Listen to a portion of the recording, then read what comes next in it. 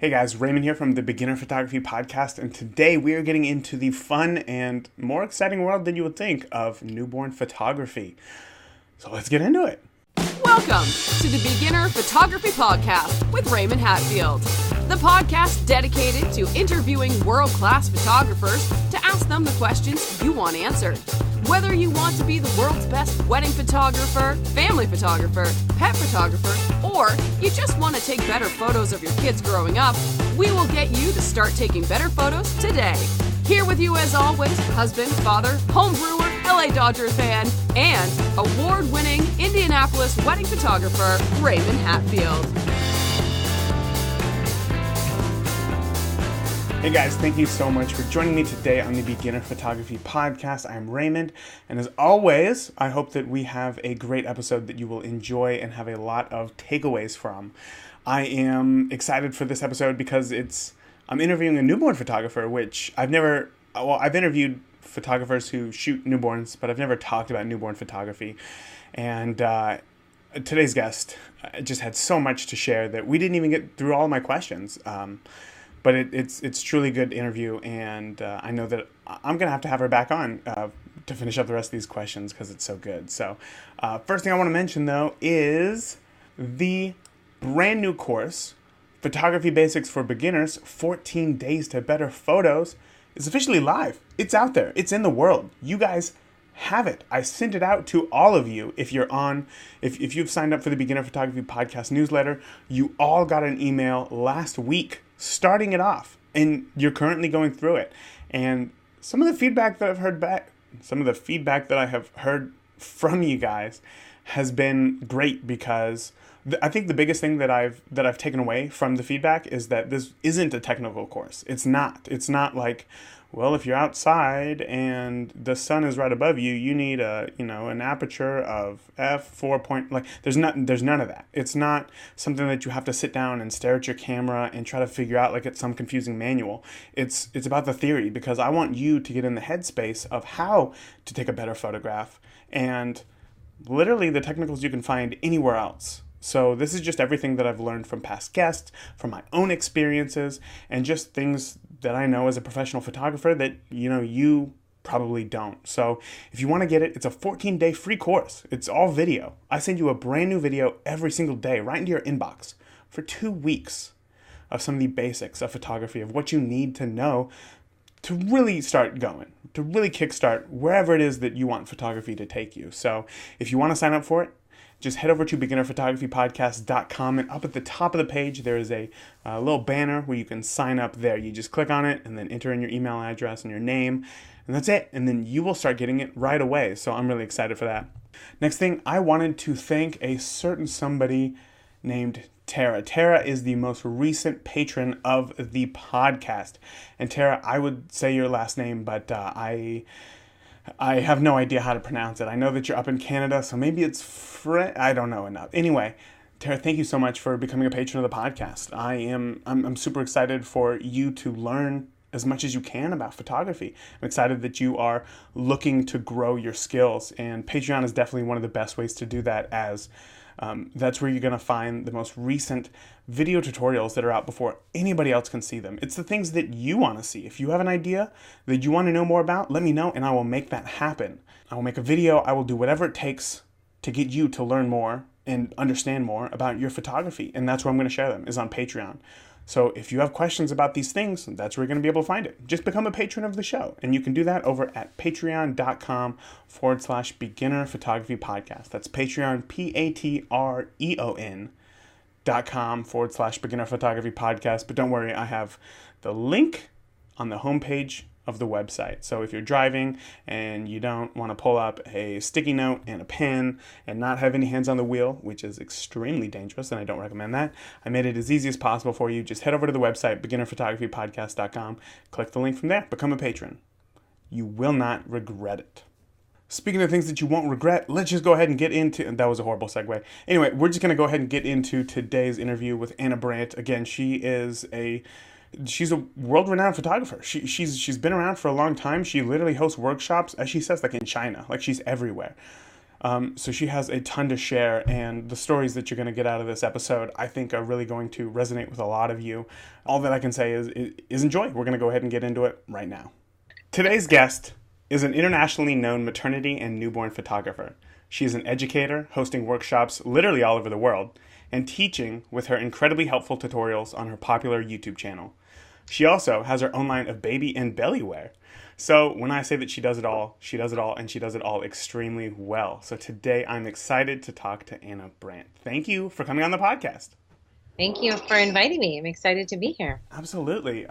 You are actually the first newborn photographer that we've had on the podcast talking, I guess, about newborn photography. So I'm really excited to kind of dive into this new world that I've never experienced myself, and I know that a lot of listeners have questions. But from the intro, I said that you do it all, and literally, like, I've been looking. Whenever I do my research on guests, yours is probably one of the most packed with everything that you have going on. Like, literally, I mentioned your YouTube channel, your photography, your education. You're all over the world. Yeah. Where did it all start for you? Because obviously there's no way that you woke up one morning and thought, I want to be all of these things, so today I'm going to start doing that. Where did it all begin? And I'm glad you asked that, because people think that. They meet me and they're like, how is this possible? And I have to remind people that I've been doing this 18 years straight. And when I started, I didn't have children. And I was a hobbyist photographer from as being a teenager, in love with black and white film, in love with the idea of capturing photos. Anyone that's dug deep enough knows I'm adopted, and I don't have any photos of myself under 5 or of my biological mother or father. So my teen years, photography was my therapy, really. This is looking back. Of course, this is not my 16-year-old self saying this. Of course, yeah. This is me looking back at the time. It was discovering that I could take photos, and, back in the day, instead of doing a selfie, you'd have put on a timer, have someone else take your photo, but selfies still existed, right? They just didn't call them selfies. And I was Aunt Anna with a camera till I was 29 years old. I'd never, in my wildest dreams, if you would have told my 20-year-old self, my 25-year-old self, my 26-year-old self that I was going to be a professional photographer, let alone educator, I probably would have laughed, because that wasn't my intention. I went to school for accounting, and I became a web designer. And when I became a web designer, I was like 22, and it was before the internet was the way it is now. I was developing intranets. And so I actually had a photography website, like, in the beginning, because I was like, I can store, like, my photos here. And, I was learning how to build intranet. So I built myself a website, like, right away, because that was the world that I was in. And I relocated from New York to California at 29, got married, and was working for a web design firm, making top dollar project management. I had been certified Microsoft engineer by this time. I had all my credentials. And they had a 4,000 square foot studio in their advertising agency that I would walk by every day and just stare at it. And I remember saying, do you think I could ever, like, watch a shoot? I'm a hobbyist. Do you think I could? I was that girl looking, through the window, like, gosh, what is all that equipment? I had a used camera. That was it. And they're like, yeah, after the web project, after this. And then one day, I started shooting, when I came to California, child models on the side.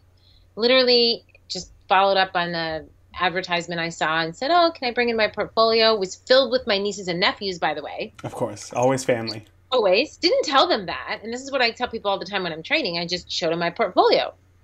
All black and white work I'd hand developed.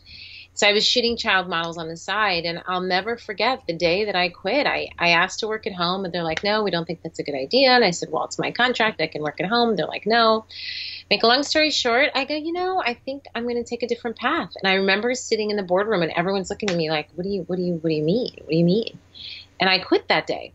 Wow. In front of everybody, right there. In front of everybody. I said, I just don't think this is the right agency for me. And they're like, but you can't quit. And I was like, well, actually, I think I can. And I walked out of $80,000 a year job, plus bonus. I was making almost $100,000 a year at 29 years old. Walked out. Cried for 3 days. Not because I quit. It was like, I think I cried again looking back because I knew I wasn't going back. I had worked in corporate since I was 19 straight. Paid my way through college, I paid everything, worked full time, went to school full time. I've always been a worker, youngest of 5, was raised in an adopted family to just hustle and work being in New York. And I had never stopped working. And I just said, I'm done. I'm just done. My husband was in another state. We'd been just married. And I'm like, yeah, I just quit my job. Combined, we were making $250,000 a year. And we were fine and living in California, living the dream. And I just quit. And he's like, okay, then. And registered my business, being in a college student accounting, and my father's an accountant. I did all the right things right away. Registered my business, created a business account, got insurance, did like all that stuff people don't do first, had my website, had all of that, just had really no clients. And built my business literally one client at a time. Nobody knew who I was. I was in California with a new name. Nobody knew who Anna Brandt was. I didn't even know who Anna Brandt was. I was just married. And I hustled. I went place to place. I joined every association I could. I went to meetings. I went to bookstores. I read every book I could. There was really not a lot of videos or workshops. And I just absorbed myself in photography 150%. And I truly built my business one client at a time. And each thing came after, with the maternity clothing line. Who knew that would be so big? It was me going to fabric stores and buying yards of material to like lay over a pregnant woman so they wouldn't have to lay in their underwear. I just kept doing that, and I would go and I would buy maternity clothing like on the sale rack, and I just started kind of building my wardrobe. And the clothing line didn't come till I had my third child, because my third child is 12 now. Oh, and wow. So it's definitely been around for a while. It's been around. People don't know that because it was under another brand. Because what happened was when I did it, I just said, I'm just going to call it something else. I started teaching because I did my YouTube channel in 2008. Horrible, like with a flip cam. I don't even know why. A lot of the things that have happened, I have no idea why I did what I did. I just was like, I should, I don't know, teach someone how to wrap a pregnant woman. I don't know why. No one was teaching. No one was educating. My mother's a teacher. My sister's a teacher. I grew up with female educators. I grew up with Maya Angelou in my background saying, when you learn, you teach. And I think that's just a lot of what I've done has just been kind of how I was raised. Okay, well then I want to stop you right there. Yeah. What you said right there, when you learn, you teach, from Maya Angelou, that is a very powerful quote. And one thing that I don't think that we got into very much was, you said that you started off with a camera in your hand when you were young, when you were a teenager, but where did the education come? Was it just from experience, or were you formally taught? I went back to school for photography, yes. Was that after you quit your agency job? Oh, that was all before. I was in school almost 10 years. And there's a pivotal moment there, too, because I didn't realize there was a darkroom in my school because I was in for accounting. And then one of my friends was like, you can develop film for free if you take this class. Of course, they forgot to tell me how much paper costs and all that stuff. I spent like everything I made on paper. But so I was obsessed with photography courses. And I'm glad you asked that because I always forget this part of the story. I was absolutely fascinated with the darkroom. I'm a total introvert. People think I'm not, but most speakers are. And that was my favorite place to be, in the dark, looking at photos.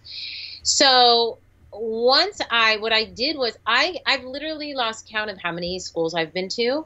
I'd have to really dig, maybe 6. Every time I would move, I would go to the local community college and find out whatever their college courses, their photography courses were, and I'd register for all of them. Oh, wow. Yeah, it became an obsession. I literally was working by day and was taking classes by night and doing photography. It was like 7 days a week. And in fact, I remember even a boyfriend telling me that he was like, you have no time for anybody else because it was like all you're doing. And he ended up becoming a web designer because he thought the only way he could talk to me was going into the web and photography world. We didn't marry, but anyway, the point is that when I came to California at 29, I left my family, my friends, everybody. I knew one person, the man I was going to marry. And when we came here, we went to Sedona, Arizona, got married, and he traveled, so he was gone. The very first thing I did was I looked up the local colleges, and I was living in Huntington Beach, California, and I enrolled in Golden West College, and I took their evening photography courses. And this is my last year of doing it. So I had been taking courses, not exactly 10 years, because I didn't start taking photography courses. I started taking accounting, but I'd say maybe 8 years of schooling. So I'm taking this course. The professor he's not a nice person, I'll say. And I was doing hand coloring at the time. Hand coloring was very popular. So I'd be in the darkroom, and I would develop my prints a little bit lesser density than other prints so that I could hand color them. I couldn't have too strong of blacks and grays, or I couldn't hand color them with oils. And the professor knew this. That was my portfolio. So every time I come out of the darkroom, he'd be like, oh, your blacks aren't black and your grays aren't gray. And I'm like, we discussed this. Remember, I'm the only student that's hand coloring with oils and blah, blah, blah, blah, blah. We fought the whole semester. My new husband was like, why are you taking this class again? You're miserable. You're complaining about it. You've been taking photography classes as long as I've known you. I don't understand. And the very last day, I handed my portfolio. I'm just over it. I'm done. At 29, I'm starting to look like I'm not 19 anymore. Everyone else is younger than me. And the professor looked at my portfolio, and he looked at me, and he said, I'll never forget this. I have been trying to figure out why you're here, he said to me. The whole semester, I'm trying to figure out why you're here. And he looked at me right in the eyes, and he said, if you're looking for someone to tell you to go do what you were born to do, this is it. Go do it. Wow. So this one teacher who was not a very nice person was the one who, and you said this was the last course that you ever took. Very last course. I never took another course again. In fact, and it was because of what he said. It was because of what he said. Wow. And I had no idea until he said it. And I went home, and I was like, oh my God. I think I cried for another 3 days. My husband bought me an enlarger so I could develop in my bathroom, so I could stop going to classes. He's like, you can build your own darkroom. So we built our own darkroom.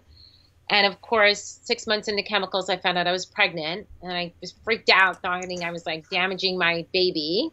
And my son, my firstborn, is videographer, photographer, artist. He's very into the whole world. So maybe those chemicals got in there by osmosis. Right. I tell him all the time, I'm responsible for those chemicals. But yeah, it was that guy. And he was a jerk. But I know why he was a jerk. Yeah, definitely helped out. By this point, were you already photographing newborns at that point, or? No. I had no clients at that point. So when did newborns come along? I hadn't quit the firm yet. I was still working for the firm. Right. So at what point did newborns come along? So newborns came along pretty quickly. Pregnancy came before newborns. Because I was Aunt Anna, I watched 4 nieces and nephews be born. And I was fascinated with the relationships, the similarity between the mother, the father, the child, because remember, I'm adopted. So I had never really, I don't have anyone that looks like me. I don't have that kind of relationship with any parental person in my life. Mm-hmm. So I remember being obsessed with my nieces and nephews. Obsessed. I mean, my sister-in-laws and my brothers love me because they have so many photos. And so when we came here, I didn't know anybody. So I said to my husband, do you know anyone that's pregnant? And he went to USC out here. So his college friends, they were all getting pregnant. And because he was the last one to get married. And so the very first pregnancy couple I photographed was a amateur photographer's nightmare. The husband's black, the woman's white as white from Wisconsin, white with red hair, husband's dark skin, interracial couple. I have no lights, no reflector, no nothing but my used camera. And I said I would photograph their pregnancy photos for free. And I'm freaking out. And there was no Google at the time. So I remember whatever the message boards were at the time. I don't know if they were Yahoo. I don't know what the oldest directory search was. But I remember getting on and there were these old message boards. And I was just like photographing interracial couple. How do I do it? Went to bookstores. And someone told me, so simple. You have to expose for the darker skin and don't blow out the highlights of the whiter skin. It's not that hard. Okay. And I went to their home and I put him by the window and put her in front of him. and dragged them all over their home using bed sheets and fabrics and freaking out mentally. And do you know the photos are still hanging on their wall to this day? No kidding. Wow. Yeah. Their daughter is the same age as my son. She's 16. And that kicked it off. And what I did was I went to my doctor, my female doctor, my OBGYN. And so I had went to her and, we're having an exam. And I said, I'm a photographer and I specialize in pregnancy and newborn. Now, when I say specialize, I had done like one. And close enough. Do you mind if I put a sign? This is how we used to do model calls back in the day. If I put a sign that I'm looking for pregnant women and newborns to build my portfolio, and I'm pretty sure I didn't say all those words. I said something ridiculously stupid, and she said yes. And I literally wrote on an 8.5 by 11 white sheet of paper that pregnant and newborn models wanted, and we taped it next to her window. And what happened was, with every client that came to me, I then would thank her with a framed picture to hang on her wall. Beautiful. And that's how I designed my first OB display, before I even knew what that was. So obviously from then, that's where, I'm assuming like right away, you fell in love with it. You fell in love with newborns. And did you know at that point that you didn't want to shoot anything else, like weddings? Yes. Or? Yes, and I'll tell you why. Can you hold on 1 second? Sure, of course. Oh, I think he's the key. Hold on. I think that was my pregnant client. Hold on. No, newborn client. Hold on. She needs to go in and feed, so we tell them to come early and go in the other room. Hold on. Let me just see if that's her. No worries. She'll be right back. She probably went around the room, around the corner. Hi. Yes, I was running after you, trying to open the door. I'm on a call. My videographer's here, so he'll direct her. Okay. No worries. So you asked if that was when I fell in love with it. Yes. I've done 7 weddings, hated every single one of them, have done them for like brothers, assistants, so bad that I've told people if I hire them and if they're engaged, don't ask me to shoot your wedding. I never liked it even when I was an amateur. I always liked the photos and the gowns and the amazingness of it. I never had a connection with it. I never thought I could spend 8 to 10 to 12 hours with somebody that long. And I think the pressure of the disappointing somebody and not being able to recreate it. Right. Yeah. With newborns, when I started out, if it like sucked and I was terrible, I'd be like, let's try this again tomorrow. Uh-huh. I have had endless sessions where I was like, can we just do that one more time? 3, 4, 5, 7 hours later. Okay. So that's important. That's good to know that, you found your calling and that you didn't just, sell out because wedding photography made more money or whatever, that you really stuck to what it is that you wanted to shoot. So yes. Let's dive a little bit deeper into kind of a newborn session. Okay. Throughout the whole process, from first contact to delivery, what would you say is the most important step in there to whatever you want? Is it making the client feel comfortable? Is it the communication? Is it, you're the expert here. What would you say is the most important aspect of newborn photography? It's kind of a vague and open-ended question. I apologize. I know. Okay, well, I'll backtrack a little bit. What I tell people all the time is that if you're going to specialize in something, whatever it is, pregnancy, newborn, children, family, seniors, whatever it is, then that means you are a specialist. You are immersed in that subject, okay? If I'm taking my dog to a veterinarian, I don't want the veterinarian to be like, well, I think it's this, or guessing, or maybe putting a medicine in that he's not quite sure about. I want to be 100% confident that this doctor knows what he's doing, right? Yes. Anytime you go to a specialist, you're paying a little bit more money, maybe the insurance is paying a little more money, you're going to someone who says, I'm absorbed in my field, and you trust them more than you would a general practitioner or more than you would someone who just does a little bit of everything. Right. So I knew, I grew up with very focused parents. My dad was a self-employed accountant his whole life. My mother has 2 master's degrees. I grew up with people that said, if you're going to do something, you do it well and you focus on it. So with the newborn, and I'm extremely type A, I was like, okay, I have to be all absorbed because I started shooting newborns before I had my own newborn. So I didn't really know that much about newborns. And back in the day, we used to photograph them at 6 weeks, not at 8 to 10 days like we do now. So 6 weeks was very different. You weren't doing the poses you're doing now. They were bigger. They weren't as fragile. But I still would be like, okay, I have to know everything. There were no classes. So I just would read a lot or watch a little bit of videos, but I really had no idea what I was doing. So I would, in the beginning, have the parents kind of do all the handling and then just kind of put them in a basket and photograph them. As I grew and educated myself and then eventually became a parent myself, I learned, okay, we got to back up a little bit. Number one, you have to be fully prepared for that newborn, which means wipes, spare diapers, cloth diapers, burp cloths, changing station. I remember like, oh my gosh, I need a changing station. Where are they going to change the diaper? You've got to be like, okay, a newborn's coming over for breakfast. What are all the things that I have to have? You know what I mean? That's a great question. You've got to be like, oh, I'm bringing a baby home. What are all the things? So you have to have all of those things, antibacterial, and you have to kind of reverse up. And before you even get into the photography, think about the safety and the hygiene of it. Or are you photographing that baby? Is it out of your home or are you going to their home? If you're going to their home, you're taking off your shoes, you're washing your hands in front of the client. If they're coming to your space, you don't have cats running around, you have a clean area. So it's like you kind of have to back up there.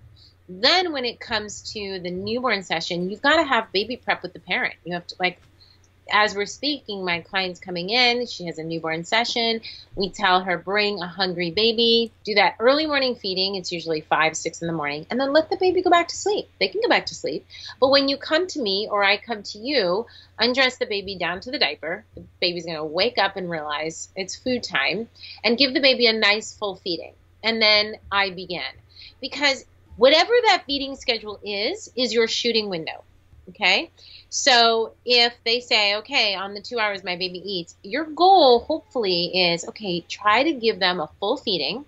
And then the minute that feeding's done, it's like the clock starts now. You've got 2 hours to be efficient and thorough and quick.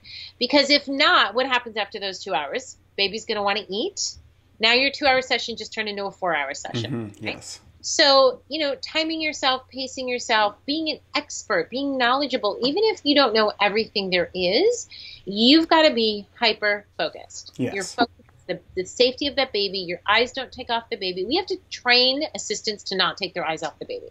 And so as a newborn photographer, you should always have an assistant or a spotter. And for every person I tell this to, they're like, oh, I can't afford it. I'm like, you can't afford not to. Right. And it doesn't mean I've had assistants that I haven't paid. Someone just wants to lend a helping hand, neighbors, someone that likes photography, if the parent's okay with it, although I don't like to make the parents work during their newborn session.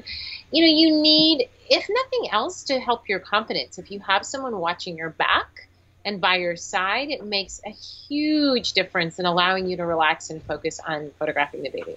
That's a great tip for sure.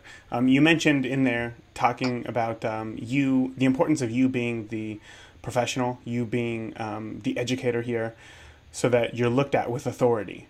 Right. And one of the things that I did, obviously, when I did a lot of research on you was, and your very successful YouTube channel, you have over 100,000 subscribers, which is very impressive. So congratulations. Thank you. Throughout your long history of video uploads, you have everything from teaching tutorials on camera techniques to running your business, as well as behind the scenes of actual shoots. Right. How important are those behind the scenes for moms to see? Is that what that's for? Correct. It's everything. Mm-hmm. It's everything. And I'll tell you why. My clients are the clients that have spent years trying to have a baby. They've gone through infertility. They've had baby losses. They are not 20. They're probably in their 30s, late 30s, early 40s, having first, second, third, fourth baby. They want to hire a photographer that they can see and hear and watch them work. They're not just going to, gone are the yellow pages where you just scroll down and pick a name. Those are gone. Now it's, who are you and why should I trust you with this precious newborn baby that is 8, 9, 10 days old, that in some cases costs $200,000 to bring into the world. Right. And so when my clients call me, they're not calling they're not coming to me and saying, in fact, no client has ever come to me and said, oh, I picked because you were the best priced photographer. That's like never been said to me ever. They say, I picked you because you're a referral, or you're in my doctor's office, or I saw your videos, and they feel like they can trust me because they've seen me work. And it's not easy working with a videographer breathing down your neck. It's extremely difficult because you've got to be aware of your every movement, and you've got the parents watching and another camera, and it's super hard. You have to really stay focused. But I think it is absolutely pivotal and the number one reason for my success and people knowing me. Absolutely. Hands down. I attribute 100% of it to video. There's no way that people all over the world would have known me if it wasn't for video. Right. Yeah. Yeah. There's no like worldwide yellow pages, I guess you could say. So I guess YouTube is kind of it now. Yeah. And, I was in China, and I'm in with 800 photographers in a room. And they ask if they have questions, and I'm up front in this panel of worldwide educators. I don't understand anything anyone's saying. This guy raises his hand, and they translate it, and he said he had a question about marketing. And I was like, really? You have a question about marketing? That's your one question you want to ask me? And he said yes. And I was fascinated because I'm on this stage with the biggest screen I've ever seen. It was one of those curved movie screens. I'm not lying. The stage was maybe 40 feet in width, and this screen is the width of this stage, okay? Wow. Curved, okay? And the whole time there's videos, okay, of photographers and clothing, and then we have this panel, and I'm like, that's your question, okay? And I'm going to tell him, here I am, I'm in, where was I? I don't even know where I was. I don't know what town I was. I said, how do you know me? How do you know who I am? Especially because China has a firewall, right? Mm-hmm. And they can't just readily get on YouTube and things like we can. And I said, you know me because of video, right? And the guy says, yeah. And I said, marketing is not about how good you are. Marketing is telling the world who you are. Because a lot of people don't want to market because they say, I'll market when I get a better website, when I get a better business card, when I get the perfect baby shot. I'll market when I have a new logo. I'll market when I get a haircut, when I lose 50 pounds. That's not marketing. Marketing is telling the world who you are. Nobody's going to tell the world for you. That's your job. And you have to do that through video, through your website, through your words, through your social media presence. Every single word you're doing, every video you're doing is telling the world who you are and why you're doing what you're doing. That's what marketing is. And that's what video does. And it's changing the world for sure. I agree. Would you suggest somebody just starting out who...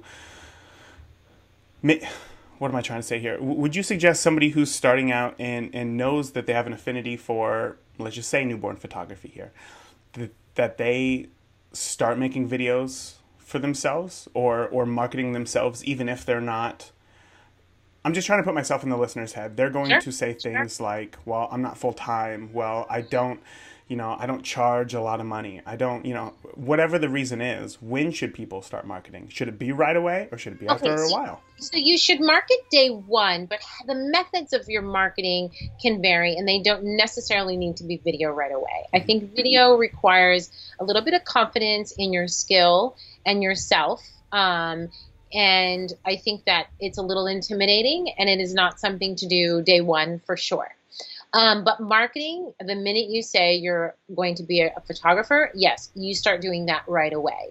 And when I started, I had no idea what I was doing, and I wasn't very good. And I made business cards using a free service. I don't know if Vistaprint was around then, but I remember my first business cards were like a free service online. Yes. And or maybe I printed them. I don't know. But the point was that I would go to people and say, I'd love to offer you a free session. I photographed all my husband's friends and family for free, never charged. To this day, I don't really believe in charging friends and family. Mm-hmm. That's literally a whole other podcast. I think if you're a beginner and you're trying things out, don't charge people. It's like if your uncle's a plumber and your toilet's stopped up, he's not gonna, and you call him in the middle of the night to clean your toilet, he's not going to go, okay, that's $50, right? He's your uncle. He's going to go, thanks, good night. I don't know. I've heard some families, they don't work that way, but I know what you're saying, yeah. You know what I'm saying? So I feel like when you're starting out, your job is you've got to get your experience and you've got a portfolio build. You've got to get the work done, but you got to market. So you got to be that salesman. You got to be out there and be like, you know what? Yes, I'm portfolio building. And you first start in your inner circle and you do everything you can in your inner circle to kind of photograph friends and family for free. And I did children. I wasn't just doing newborns because I love children. So I was doing children as well. And I still photograph children. But then you also have, okay, this will help the newborn. This will help the new person. Remember I said I had a website like right away. Mm-hmm. So on my website, I had my portfolio and my pricing. And it was my nieces and nephews. But it didn't say, welcome to my website, this is my family. Of course. It said my name, my prices, my work. But in my inner circle, I would always say, hey, I'll do the shoot for free. Hey, I'll do that. And I would just keep updating my website.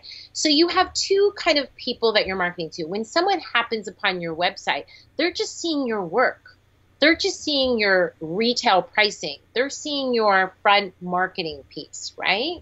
They don't really know how many newborns you photographed unless you tell them. Yes. They're going to see your body of work. So let them hire you based on your body of work.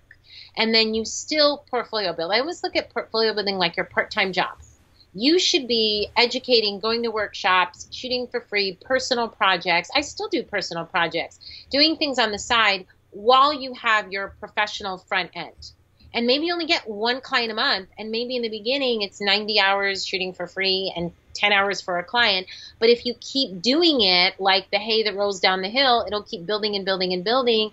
And pretty soon your time for friends and family and free shoots will lessen and lessen and lessen because more people will call you. Does that make sense? Absolutely. And I think that's something that isn't said enough in the photography space. So many people think that they should just start getting paid right away for their photography. And like you said, it doesn't work like that. And it shouldn't work like that, especially if you're, not as experienced as you hope to be one day and that you're just building off. So that kind of brings me into one of my next questions is that as an educator, as a professional who's been shooting for 18 plus years, as you said, when you look at photos of newborns, what's something that you can see and immediately think, oh, this is a beginner photographer right here, or this is somebody just starting out?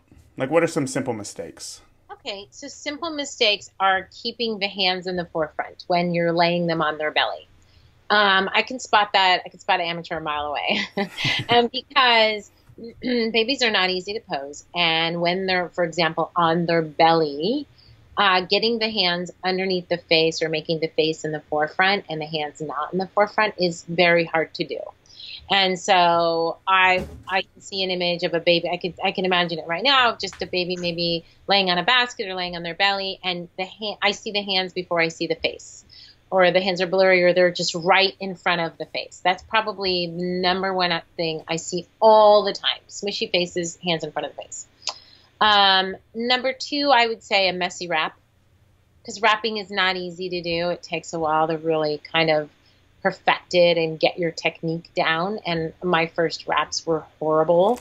And so when I see a messy wrap or a wrap that looks like the baby just busted out of it and the photographer gave up and they're just like, I'm just going to take the picture because I can't wrap this baby anymore, and they have something on them so it'll work. So I'd say that too, because I think that a lot of professionals that we've been doing it a while, or educators, we do our best to really perfect the wrap.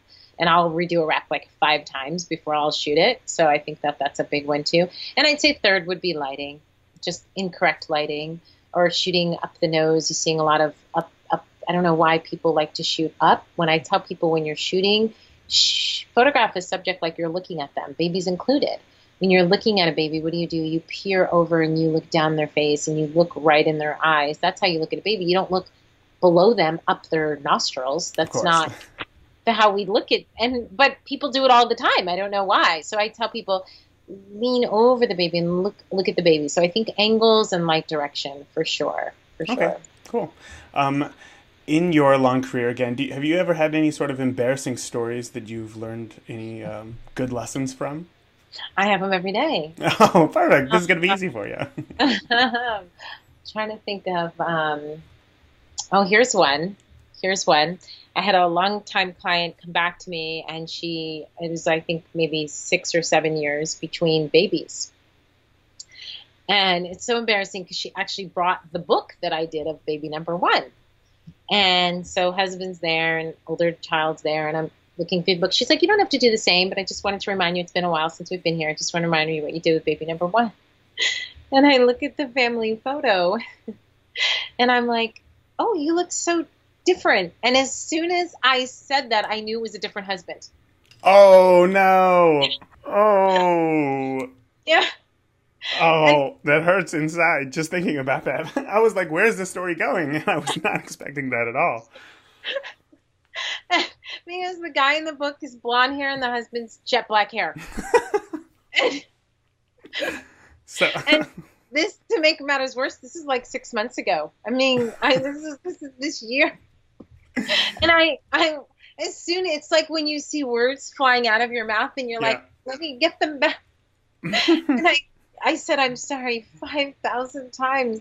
I was like, of course, I don't even, she goes, yeah, he left me after I had the baby. Here's the next one. Oh, no. Oh, yeah. So that's even more sensitive for sure. Yeah. So, well, yeah. My next question was going to be, after something like that, like, well, what do you do to make sure that doesn't happen again? But you said that this was very recently. So I think that just proves that it's like accidents happen and just move on, I guess, right? Yeah. I mean, the other one that I did that I'm sure everyone's done was, this was 8 years ago. I've never done it since. The client's in the room and we're photographing the baby and she's leaning over and I look up at her and I say, oh, I didn't know you were expecting again. She's like, no, oh no, Anna, oh no. Wow. And I looked at my assistant waiting for her to save me, and she wasn't saving me.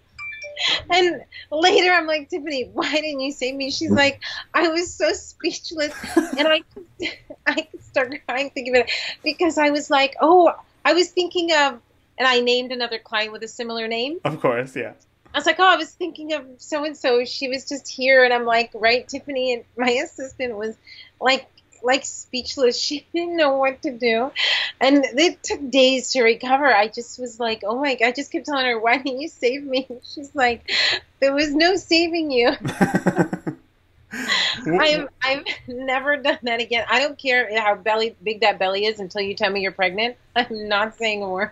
I think that's a rule that I've lived through, my entire life is just don't ever ask about the belly for sure. So did you do anything extra for the clients to make sure, I don't know, try to save face at all? And, I think I gifted them each note cards, but each time I just was like, I'm really sorry. I'm really an idiot. And I mean, I have no problem apologizing. I've got 3 kids, so I wake up apologizing for something, right? Like, oh, Mom, I forgot my lunch. I'm so sorry. Let me bring it to you. It's like, so I think I've just learned to be humble, and I'm not perfect, and I make mistakes, and I'm the first one to apologize and be like, wow, I'm like, that was the stupidest thing I've ever said. And I'll just say to the client, and they're just like, it's okay. They were so sweet. Both clients were super sweet, and they're still my clients, thank God. Oh, thank God. Well, I have more questions. I'm not even going to ask. That's the perfect way to end this thing for sure. Anna, can you tell the listeners maybe where they can find you online or check out your education platforms? Sure. So my website, annabrandt.com with one N, is my hub for everything. I do teach online at bellybabyschool.com, and we have an online community at annabrandtonline.com with the forum and membership and things like that. Perfect. Well, I will be sure to link to all of those things in the show notes as well as your YouTube channel, as I think that it's just wonderful. As somebody who I have 2 kids of my own. I don't want to deal with anybody else's kids, but watching you work, I have so much respect for you and what it is that you do. So I want to be mindful of your time. I know that you have clients waiting, so thank you so much for coming on today. And I wish you all the best. Thank you so much. Thanks for having me. I really, really, really appreciate it, and I hope it helps somebody. Absolutely. Thank you so much. Thank you. One thing that I realized after that interview is that even though I don't photograph families and newborns, as it's something that I'm just not very passionate about, and I just don't relate with kids or connect with kids one-on-one like I do with adults. So that's one reason why I don't photograph them. But I am very happy that there are people in the world who are as skilled and knowledgeable as Anna about shooting maternity and newborns. as well as talented as her, because that means that people like me don't have to do that. And I think that it's just proof that like wedding photography is not the only viable way to make money in photography. I know that I talk to a lot of wedding photographers, and selfishly it's because I want to know a lot from other wedding photographers. But listening to you, the listeners, one thing that you guys say is you guys aren't all just interested in wedding photography. There's other things that you're interested in, including newborns, landscapes, pet photographers, sports photographers. Like, I've had a bunch of people, but I still need your help. So if there's anybody who you have an idea that you want to talk to, or have questions that you want asked to another photographer, then reach out to me at beginnerphotographypodcast@gmail.com. Let me know who they are. Or better yet, just join the Facebook group. Go to facebook.com/beginnerphotographypodcast and send me a message from there. Ask to join the group, and I will send you the link right away. I'll give you access. And from there, I have a thread going right now of who it is that you follow, who it is that interests you, and who do you want to hear from. So hopefully I can make that happen for you. I can ask the questions that you want answered and help everybody grow. So that's it for today, guys. Any questions, feel free to email me always at beginnerphotographypodcast@gmail.com. And I am also going to be adding Anna to the Facebook group. So if you have any follow-up questions for Anna, feel free to join the Beginner Photography Podcast Facebook group so that you can ask her yourself and get the questions answered that you want to know. So, all right, guys, that is it for today. Until next week, get out there, keep shooting, just have fun, I love you guys, and I will see you next week. Thank you for listening to today's episode of the Beginner Photography Podcast. Be sure to join the conversations on Facebook and Instagram. And if you want any links or resources we talked about in today's episode, check out the show notes at beginnerphotographypodcast.com. See you again next week.